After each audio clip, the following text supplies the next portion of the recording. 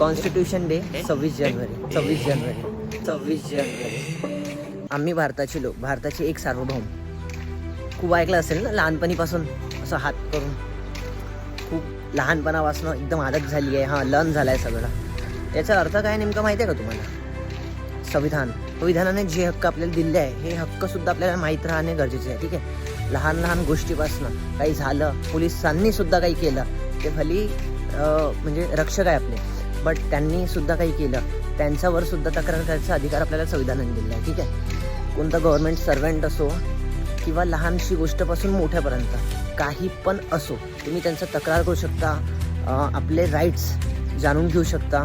हे हिंदू मुस्लिम समाज, जातीवाद, हे जेवढं पण होऊन राहिलं आहे ना, हे आधी तर खूप मोठ्या प्रमाणावर व्हायचं. ठीक आहे, आता हे जेवढं पण कमी झालं आहे संविधानामुळे,